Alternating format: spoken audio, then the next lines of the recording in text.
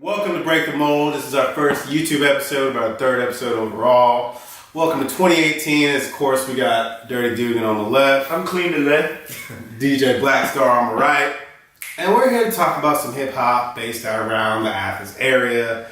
So, immediately, a huge thing we're dealing with in Athens right now is they just announced a Run the Jewels show at the Georgia Theater. Woo! Right? It sounds fucking sweet. Sounds sick as shit. Yeah, if I could get awesome. Awesome. Crazy. Yeah, I could get tickets. Sold out in 8 seconds. What?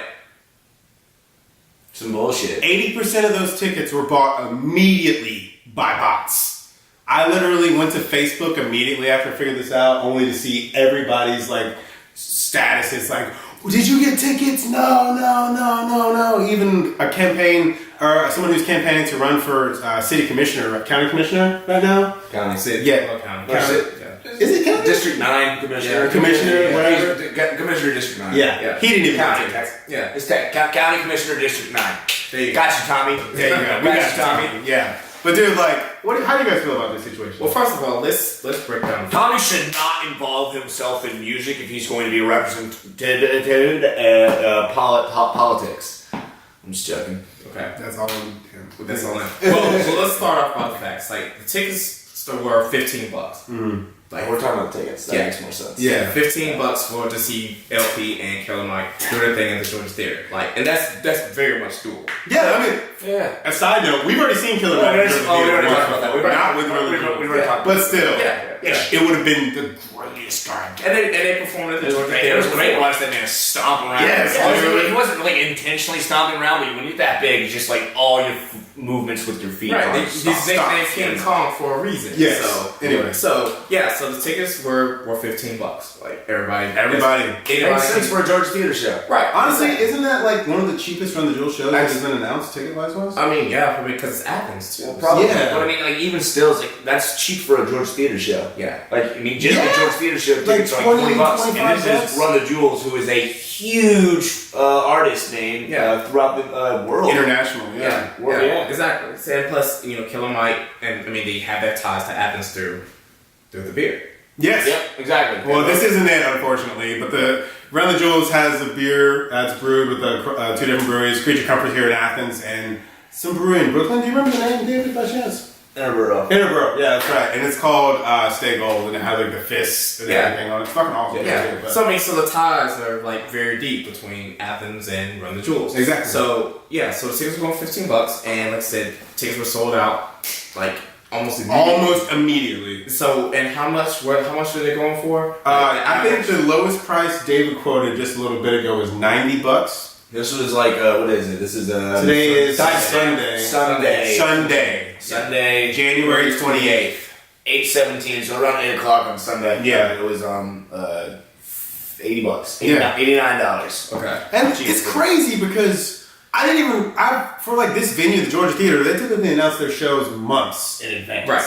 Yeah. This is like the most huge, sporadic, late. I mean, Ugly God, who nobody. I mean, we at least had a month before. We had like 2 or 3. Yeah, like we had plenty of time to prepare for that. But nothing for Killer Mike, who has already, turned out fucking George Theater before, multiple times actually. Once with Jizzle when we saw him, and another time with Big Boy on the Adidas store. Yeah. The laces or something like that. Yeah. It was a Sir Vicious Lies and Dangerous Rumors for Big Boy's second solo album. Exactly. That was 2013, actually. So, Golly. yeah. That was that explains. Yeah. But like I said, 2013. Yeah. It's already been 5 years. It's probably. Wait, I mean, like I said, Run the Jewels, they did perform in Athens at the Georgia Theater about a year or two ago, sponsored by Budweiser too. Yep. So so they're no strangers here. Mm-hmm. So and that show was a sellout, but there wasn't any controversy. Yeah. At all. Yeah. Like people were able to get tickets. Well, listen, I mean that was before they actually had their huge blow up. Yeah. Well, because I mean, actually no, this was last year. No, about a year or two. Yeah. Yeah. Because I guess they got their huge following within the last year when they went on tour with Cuz Lightyear and Gaslamp Killer, I think it was. They were supposed to go on tour with Sparkmaster Tape. But I remember that. Pulled out, which I understand. Spark, don't fucking do that to me again. Don't do that to me again. I remember when that that shit happen. You need some popcorn to go with that song, Dugan? Yeah. He needs. No, I'm not mad. I'm not mad. I'm just Spark is just like, he's, you know, it's hard. It's hard being a rapper and nobody knows who you are. I understand, man. I understand. But at the same time, I was like, all right, so they've had no problems with the tickets, like, for those shows in the past. Why now? Yeah. Why now? Why are we paying, the original price is $15 when you're going as low as like 89 to upwards of like the 4,000 to 5,000? Legit, someone is actually. And see, here's the most interesting part about it is I like looked and they're like selling like seats in rows. Yeah, and the theater doesn't have seats or rows. Well, they have general. It's just general admission at theater. Yeah, like there is no like, dude. It's literally like price based. VIP. Dude, that's not even that. Even that, like that's not. There's no actual seating. Like, and then that like is increasing like the value of the ticket for what? That's a scam, man. I'm not. It's like one of the prices that I saw was like upwards of $1,000 or something like that. And it's like, you know, it's like, you guys are great and everything, but I'm not gonna pay $1,000 to see you in my own fucking town. No. It doesn't make any sense. I'll stand outside. I'll get on one of the other rooftops in town and be able to hear you just fine. You know? Yeah. So then there's the question of, all right, so what do we do in this situation? Because I mean, this is the first time that I recall something like this has happened. You know, me too. So, I've never seen such a unanimous outcry for what. Not here. Yeah. Not for the Georgia theater. Yeah. And not for anything in Athens. Yeah. Why? Not for music in Athens. Yeah. Like, you know, this is a college town. We're used to people scalping fucking tickets. Football games and stuff like that. But leave our music alone, right? Dude, man. And it was just. And the thing is, I know so many people who were literally waiting at 9:59 to just hit order, and they were all just like, no. Yeah, like, that's cruel. It doesn't make any sense. Yeah. So I mean, so there's a question. I was like, so what's the resolution to it? Like, basically, I saw someone made a post saying like, all right, you know what? Let's not even like bother with these scalpers. So they'll be stuck with these tickets, and you know, because I mean, Run the Jewels is going to come back around. Like, they will be back. They will be back. But the hope is there needs to be some kind of policy in place, or maybe they may need to consider just going to a different like ticketing agency. Yeah, you know, like an independent or local based ticketing agency. Yeah. Do any of you guys know the specifics on how you actually program a bot to auto buy tickets? Computer stuff. It's all computers. Like, dude, that doesn't even. I didn't even realize we had gotten to that point. Yeah. I mean, you look at things like. I'm serious. I mean, you could like I remember in this is like 2003. There were people like I my age programming bots to farm stuff for them in RuneScape. Like what? Yeah, bots have been a thing for a long time. What? Handling stuff for you online for a while. Yeah. Okay. I mean, and even if you look at social media, like, I mean, you got Instagram, you know, YouTube, like all social media, there are bots. Like, so you can inflate your views or it's the same thing as with how Post Malone and 21 Savage pulled their whole like Rockstar thing. Okay, that makes a lot more sense now when you explain that. It's like fake accounts. You know? But they're controlled by algorithms instead of people actually following. You basically program them to set attacks. If you've ever been followed by like some weird like wants to act person like on Instagram, it's like some like hot single chick following you on Instagram and stuff like that. That's a bot. Yeah, is the chances, you know. Yeah. Like if there's anybody that's actually sitting there wasting their time pretending they're a hot chick, send more pictures.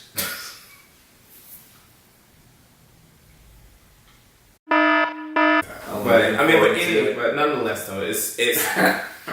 But right now, it seems like at this point, because keep in mind, this particular show is happening February 8th. Yeah. Like, they announced the show last week. Tickets went on sale on the 26th. What did you say the day was earlier? It was Sunday, what? January 28th. 28th, yeah. So, what? It's unfortunate. That's all I can really say. Yeah, it's unfortunate. So it really makes me wonder. Obviously we're going to find this outcome, you know, the day of the show. Like who's attending the show, and who's actually. Man, I'm gonna put it this way. I'm gonna go ahead and say this, man. Every fucking person who can get a ticket to that show will go there and love it. Oh yeah, you will. Like, I'm guaranteeing, like, the same people who are out here saying, oh, we need to do something about ticket scalpers are going to be the same motherfuckers who fork over $90 to go see I think it's crazy that people think they're actually going to get like that much money off of running Jules tickets in Athens. You know, we'll see. We will see. Such a broke fucking We place, will see.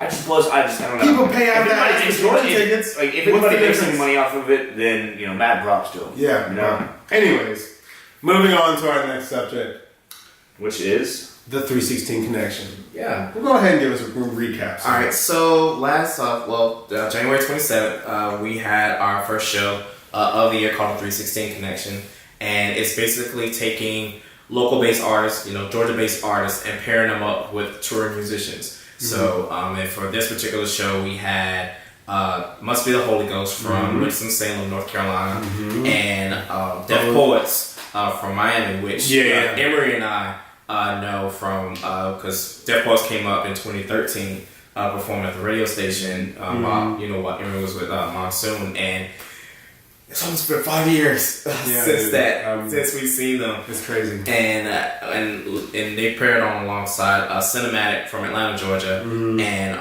Beau Luci, they're originally from Waycross, Georgia. So, and I think it's worth noting that Must Be the Holy Ghost is actually a one-piece band. Yeah, which is crazy. And I think we might have seen like a one-piece band, a two-piece band, a five-piece, and then a six-piece band, if I'm not mistaken. Yeah, which is really crazy to see bands of almost perfectly increasing size. From start to finish. And it was all it was rock, but it was all in different realms. Yeah. I'll give you guys some video clips right here.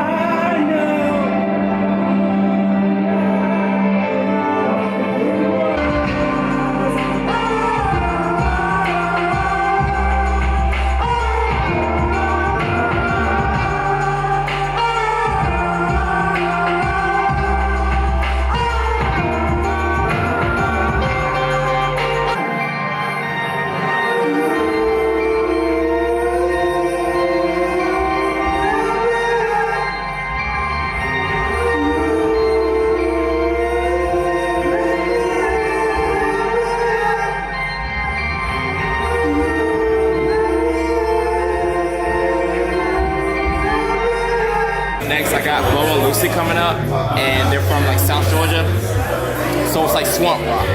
So, and like the thing with this show is like 4 different types of rock in like one shebang. So you really don't want to miss it. We did a show together back in December for Feminine Energy. They killed it. So they're coming up. They just did a show in Asheville last night, and they're gonna kill it right here and now. So stay tuned. Last time, I gotta make sure the guitarist is good because he's the diva in the group. Alright, ladies and gentlemen, we're gonna go ahead and keep things moving. And shouts out to Must Be the Holy Ghost because they like straight up killed the visuals and whatnot.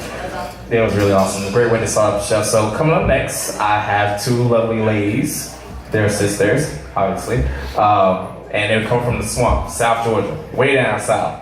And 2017 was definitely a banner year for them. They released their EP, Fire Dancer, earlier, and they're just giving up an even crazier 2018. They were just in Asheville just last night, so and they're here in Athens tonight. So y'all definitely gonna be in for a real treat. Ladies and gentlemen, give it up for Beau and Luci.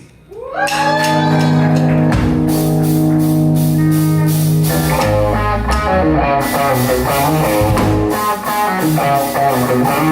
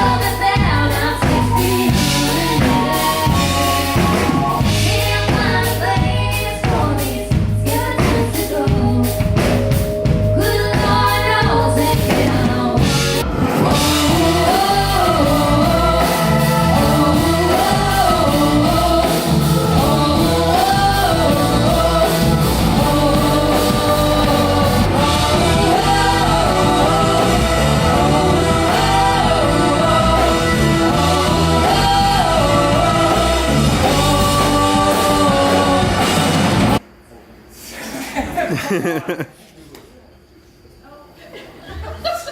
she still there? No.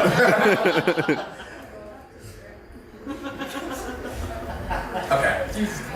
All right. So they burst into the scene in 2016 with their project "Beautiful Machines" under the Jawbreaker Entertainment label. Shouts out to Heather, the Jawbreaker boss herself, boss bitch. All right, ladies and gentlemen, give it up for Jawbreaker Entertainment's own Cinematic.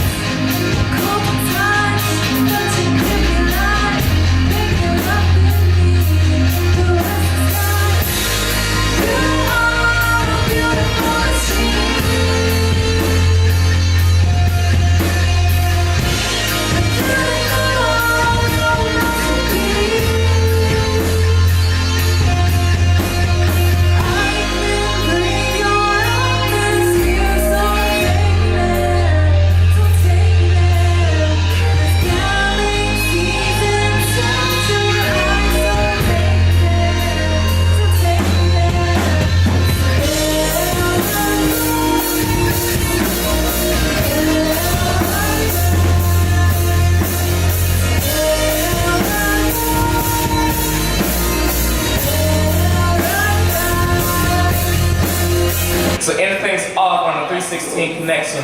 Give it up for Wax Romantics Records' own Deaf Poets.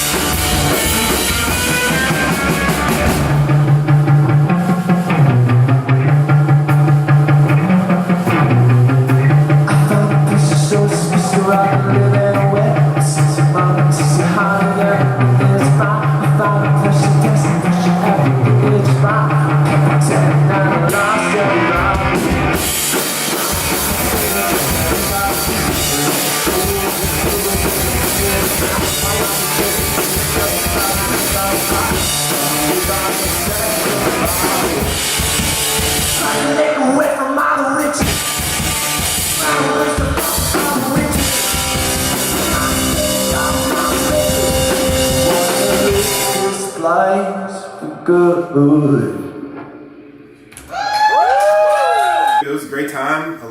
There's a lot of cool vibes going on. Yeah. Dude, the visuals through must be the Holy Ghost, dude. Yeah. Oh my god, I'm sure you guys just saw that, like the little tie-dye spiral thing behind him on stage. Yeah, It was crazy. Yeah, that's part of it. It was part of it. Like, and he just did everything like through his loop pedal, like and everything like that, and just he killed it. Electronic drums, I never even thought of that, dude. There's no excuse for someone to say they can't do that. You know? Yeah, Like, it's possible. I mean, look at Kishibashi. Yeah, like, Kishibashi is just... Yeah, I mean, he started out as a one piece. Yeah. One Yeah. man. So it's possible. yeah, so Must Be the Holy Ghost. He kicked it off, and then Beau and Luci, you know, those two sisters came through. Yeah, and it sounded great. Yeah. Dude, the guitar player playing that gold top Les Paul. I see you. Yeah. I see you. The Vox AC30. I see you. Yeah, Sounded great. yeah, Sounded and great. Cinematic, you know, they did their thing.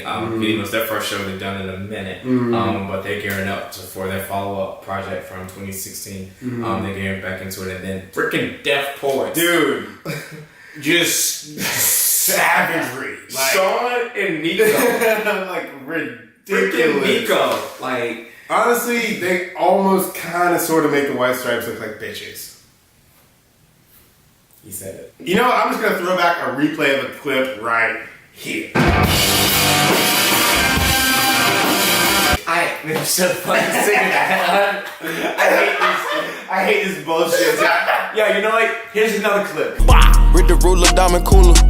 This a roller, not a mule. You know what? Here's another clip. Put some respect on my name. Put some respect on it.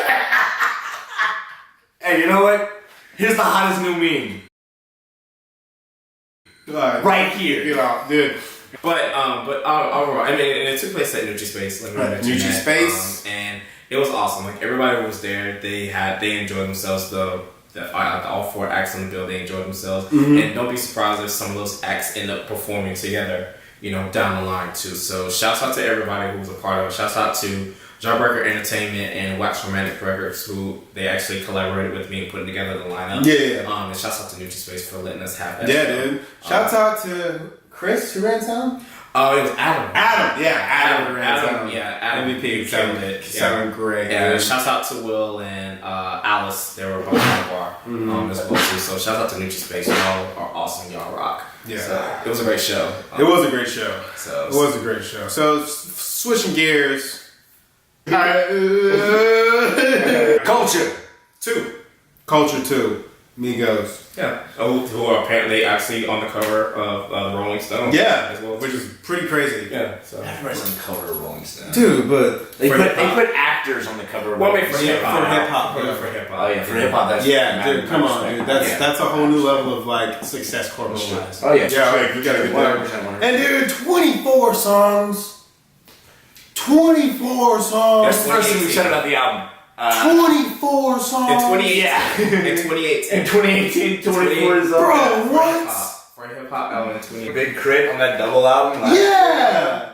But even then, it was split in half. Yeah, and even still, that was like what 24 songs, right? Yeah. Yeah. I mean, the Family Tree compilation is 25. Yeah. You know, And that's a bunch of different artists. yeah. It's a lot easier to digest. I don't know, but there are three of them. Guys. Dude, Offset is at the forefront of this record, dog. Really? Yeah. Good. It's completely different, dude. It's like, Quavo had his year last year. Yeah. Quavo was on everything last year. but I was. Offset turned into everything at the end of the year, but the past 2 years have really been Quavo's year, and I'm course. glad to see Offset taking his rightful place in Yeah. the Migos family. It's. I think it definitely has its highs. It definitely has its kind of lows. But if I had to compare it to the release last year, I'm gonna go with the OG, dude. Like The first one? yeah. I mean, I'm not gonna say it's bad. It's great that they release so much content. I mean, honestly, I like hip hop, but like a lot of that trap stuff is a little bit, you know, not really where I am. I come from more the boom bap, more experimental side of things. Yeah. And it's like, I enjoyed it. I like Culture I, dude. I could fucking get ignorant to that shit. Yeah, I can yeah. literally Oh, dance yeah. around by myself Right. and enjoy it. You know, Yeah. Culture II, it's great. It has those moments where I can like, you know, let loose, but at the same time, it's kind of hard to get through. Honestly. Yeah, I mean, it seems more like an album should not be like that. Yeah. 24. I mean, you think back to like the No Limit Records days when they had albums that were like 24, 25 tracks or something like that. But they had skits. Most of those tracks were like skits and parodies and all that stuff. So even then, but to have a full length album that's 24 tracks in 2018, and reality of it is. People's hip hop listeners, this generation of hip hop listeners, their attention span is very, very, very, very. They've started diagnosing ADD now, so you guys really got to dumb things down for us. Yeah. So it goes to the question of like the length of albums in 2018. There's like gone are the days where you can listen through a 24, 25 track album. Hell, some people think it's a chore to go through 12. Tracks. So it's like I feel like 24 songs. I would have to be at work to listen to that. I think it all I would depends. have to be doing something that is just like I can't turn it off. So I might as well keep listening. See, I think it all depends on like how you listen to music. Because I mean, there's definitely types of people who listen to music to just pass the time, and then there's types of people who listen to music to make everything else tolerable. Well, when you listen to music, do you generally make a playlist or listen to a single song and then pick out the next one? Or Dude, okay, I'll explain to you this way. When I worked night shift at the hospital, I used to work 10 p.m. to 6:30 a.m. Right. I literally would make a playlist every night that was 6 hours long before I went to sleep. It would literally just be the same groups of videos, just in completely different order. So you would have a specific playlist, like a specific playlist for every night. Every night, and a new one every day. No, sometimes I kind of just not every day. I'd really make like the new one for like a month, and then I. So you had like your Monday suit and your Tuesday suit and your Wednesday suit. Depending because I knew how my workload was gonna go. But then there's times when I'm in my studio at my house, and I just sit in my chair and stare at fucking iTunes and listen to an entire album all the way through. Like, you know what I mean? That's generally me. It's like actually the only time I've ever listened to generally the way I listen to music is fully through an album. Just because I like to hear it from beginning to end, and I don't feel like a song can feel out of place if it's by itself sometimes. And it's great to have the rest of the album to follow through. Yeah, especially for context. What about you? From a DJ perspective. I mean, from my perspective, like the best time I can usually listen to an album is if I'm like driving. Like, if I'm driving, like if I'm making like a long trip, like to Atlanta for a gig or something like that. Usually that's when I usually listen to an album. I mean, that's really the best time because that's because it's just you and the road. So of course you're just gonna have something you want to be able to ride to. But as from a DJ's perspective, I mean, now you're really listening for like just singles. Really. I guess from a DJ's perspective, if you're listening through an album, you're listening through to find out any key tracks. But again, when you're talking about a 24 track album. Full length album. You're sometimes it's like a chore because sometimes you'll be able to pick up on something on a single like really quick. And another thing I want to ask: are there any like standout singles from this album that we know about other than Motorsport? I mean, Motorsport, and then I forgot they released. Honestly, Motorsport is the hardest track on the whole thing in my opinion. Really, with Cardi and dude, Cardi and Nicki went the fuck off. Sidebar. Apparently, at the time of this recording, they leaked out the XXL freshman list already. Cardi B's not on it. She doesn't need to be. You feel like she doesn't need to be? I don't feel like she needs to be. I feel like Cardi B's been around. Cardi B, a lot of people don't know this, but she's been making music for the better half of the last few years. Like three, maybe more years. I'm pretty sure. Maybe not 3, not quite. I'll give you 2 at least. 2.5 maybe. But I don't feel like she needs that recognition. She's had 3 number 1 songs in the past month, like the past 6 weeks or something. Dude, she's had at least 5 hit top 10, or like 3 at least hit top 10. And honestly, which is incredible for like what should be your breakout track. Yeah, because like especially like you said, she's honestly a little bit later in her career than a lot of her competitors. Yeah, and I guarantee that because she has that tenure, she's probably negotiated a better deal for the exact same caliber of product than her competitors. Also, Chief Keef wasn't a freshman ever. You're right. Chief Keef was never a freshman. Chief Keef's. I don't give a fuck about this. Well, I mean, but again, Chief Keef ain't this. But I guess it makes is the question like in this day and age, does the double XL like that freshman list, does it really matter? No. Last year's. I feel like that's just like saying, do the Oscars and do the Grammys matter? Like, I feel like Dude, I feel like, the I feel like, public I feel like the acknowledge- Oscars and the Grammys matter a little bit more than Double XL does. Double XL does not matter. dude, the Oscars and the Grammys are literally the most overproofed award systems ever. Well, yeah, They don't mean shit, dude. sure, but Gary Oldman I doesn't don't- have an Oscar. okay, but what? Period. So I don't Leo care. only I'm has not talking one. about Gary Oldman, Dude, those award shows are literally just like whichever movie they want to fucking be successful. So okay, so Did the whole situation with Moonlight? Do we even need to go back Right, there? no, but we're not even talking about. I don't know. I'm why just we're saying, fucking talking fuck about the movies. award shows. Anyway, That shit don't matter. We in 2018. We some real niggas. but with Double XL, I don't think it matters because last year we had artists in Double XL. Let's see. I mean, Ugly God is one. I appreciate Ugly God. He's fun. He's hilarious. You know, He is he's fucking really funny. hilarious. There are other artists that Double XL promotes that I do not agree with them promoting, like Kodak Black and XXX Tentacion. yeah, like he's on that list. Like, Exactly. Like XXX was last year. Right. Kodak not so much as X. X. When I first heard X, the first thing I heard was "Bitch, I'm sipping tea in yo hood. What the fuck is up?" Not gonna lie, I listened to that song. I'm not gonna lie. Just stupid, ignorant, loved it so much. But I started researching him and like learning more about him, and I found that he's a fucking scumbag. And the fact that Double XL uses their position and platform to promote somebody who does horrible things like X did. Shame on me. Yeah. Shame on them, and shame on anybody that takes their word and helps it form their own opinion, kind of thing. You know? Can I ask both of you a question along the same lines of that? Sure. How do you guys feel about the commercialization of like gang culture and as used in terms of generating revenue? Because I mean, like, if we take hip hop for example, of course, like NWA, they came out with the hard ass, like, oh, we'll do whatever the fuck, we'll fuck you up, we'll kill you, we'll shit you. And like now, it's not even gangster anymore. It's all really about just trapping. Like, you guys think that? What do you think drove the shift to, you know, push the market to be viewed in such a narrow-minded way? I don't think it's shifted. I don't think it's shifted away from. I don't think it was ever really centered around gangs and stuff like that. I feel like there was a huge theme, especially with like '90s and stuff like that. With Snoop. And just everybody, Dude, everybody repping their own hood and everything.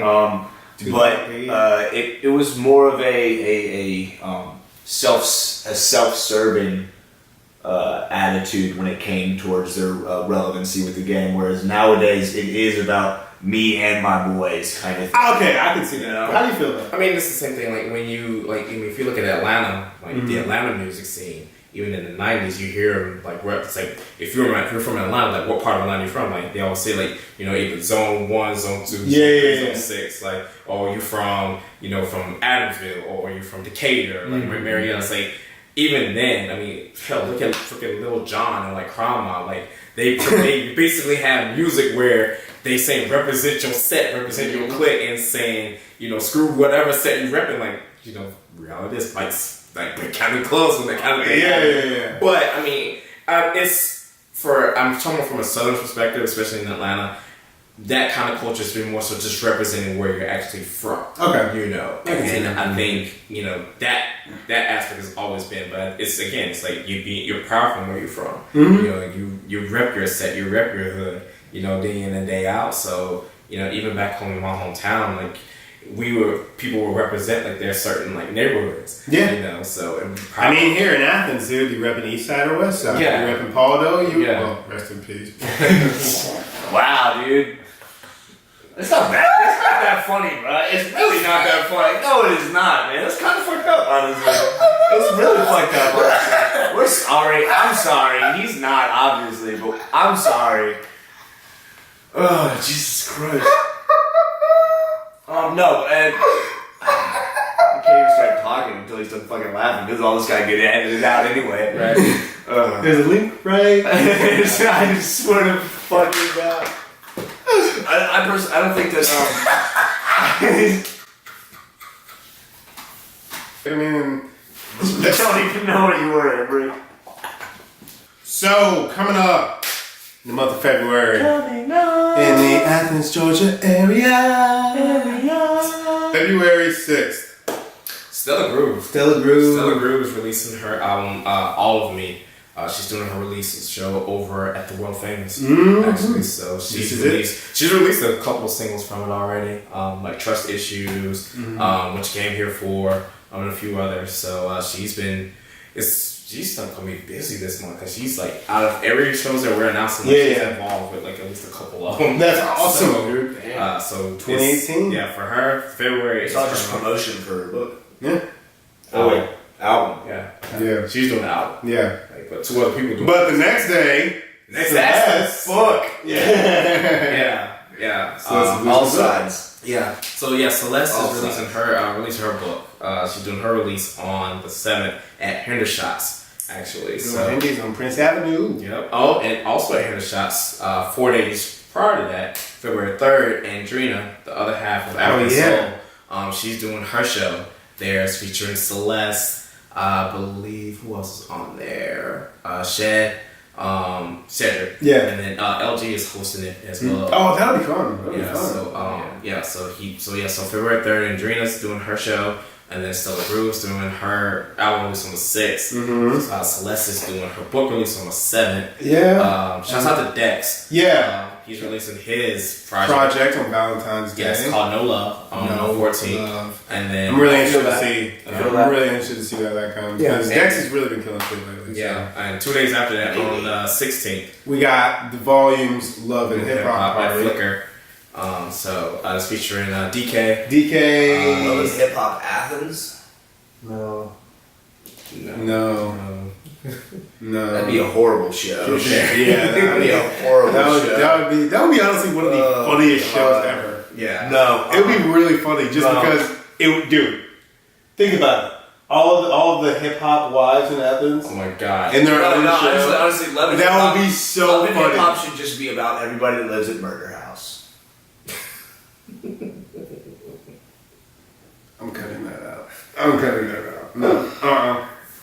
Because ain't no love in that damn house.